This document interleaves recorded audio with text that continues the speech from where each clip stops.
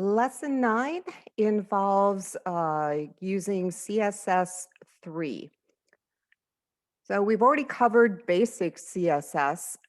So this would be a little more advanced CSS.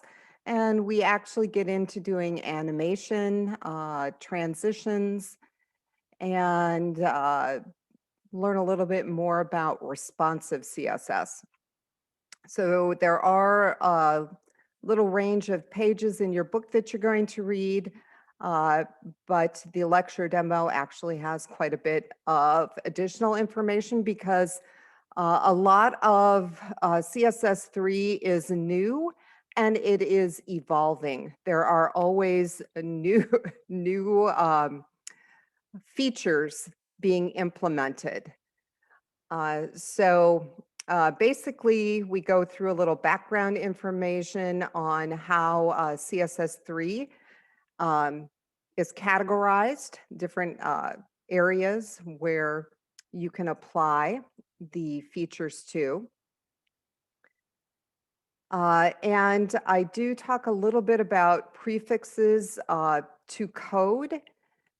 Initially, when CSS3 first came out, the browsers did not recognize a lot of the codes. And in order to use them, you had to prefix the commands with either WebKit, Moz, MS, or O, depending on what browser you thought people would be using. Now, if you look at other people's codes for their web pages, you may still see some of these prefixes. So that's why we kind of mention them. They aren't really required anymore unless it's a new feature that the browsers may not recognize. And if you go to this Can I Use website, it actually will tell you which browsers recognize which features. So as we go through here, we'll look at these different categories of CSS3. And if it's something that we've talked about before, but technically it is part of CSS3, I will label it as a review. But if it is something that's new, you'll see quite a bit more detail on it. And as always, there are links to the interactive site so that you can practice using these different types of commands. So if you come to this site, okay, you'll see that it's got background size of contain and cover. So you can see what that looks like. It's got no size specified, and then it's showing you the original image. So this is just a good way to kind of practice. And for that div 3, if you wanted to see what the difference here is with like 100%, you can run it and you can see. So this was no size and I changed it to 100%. This is cover. So it basically is always going to fill the background, but parts of it might get chopped off. And then this is contain, where it makes it as big as possible without chopping off a part of the image. Okay, so you can actually kind of play around with this, see what that looks like with different settings. Okay, you'll learn a little bit more about color. RGB with the A on the end, the A stands for alpha, so you can actually make things a little bit transparent. Then HSL, HSLA, so it's hue, saturation, and lightness. This is another way that color is defined. And if you guys are familiar at all with Photoshop, if you've gone into the color picker, you'll notice that there's CMYK, RGB, and HSL as far as ways to compose color. CSS3 does have gradients, so it shows you how to create a linear gradient and a radial gradient, and how to change the direction of the gradients, and examples of what that looks like.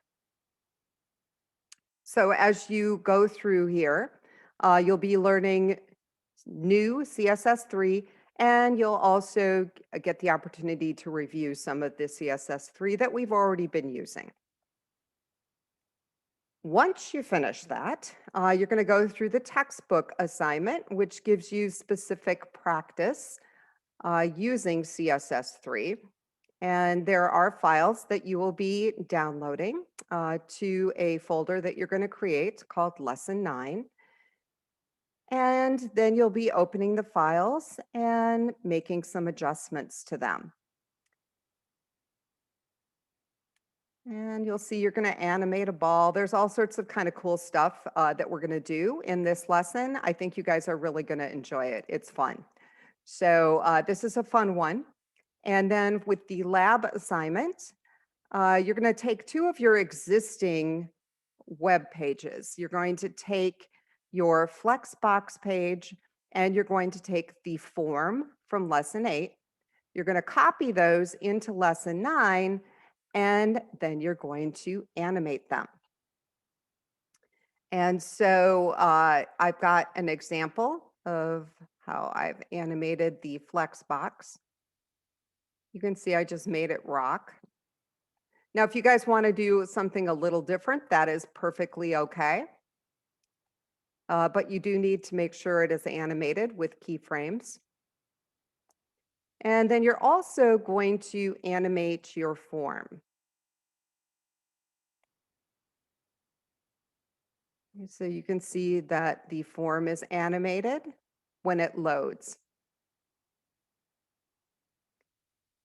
So again, this is the code that I added to that form example to get it to animate. And you should be able to do something very similar.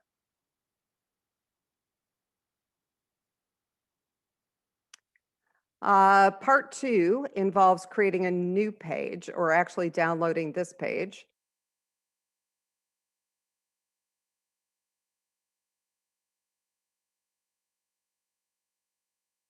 Okay, so right now there's 2 different containers, and in the containers we've got text, and you are going to make it so that they are resizable, because right now you cannot resize anything. The graphic that is in the page is the one that you should already have from the quotes page, from the famous quotes page. So you should already have that graphic. So all you should have to do is download this resizable boxes page and then add the code that is specified. So what we're doing is we're adjusting the background size of the image so you can kind of see the difference between contain and cover. And you're making the boxes resizable. Now, once you resize the boxes, you will actually be able to see the difference between what contain does and what cover does.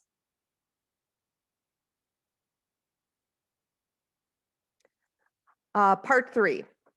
You're going to add some type of animation to your assignment page. It does not matter to me, what it is. You can animate whatever you want. And so try to have fun with that too. And then finally, you're going to update the links on the assignment page. So as I said, this is kind of designed to be a fun lesson. So have fun with this. If you guys want to add any extra animation, besides the minimum requirements, that is always perfectly fine with me. Just add a little note, when you submit done, just put a little note in there that you've added some extra animation, and that would be awesome. If you have any questions or problems, let me know, and have a great week.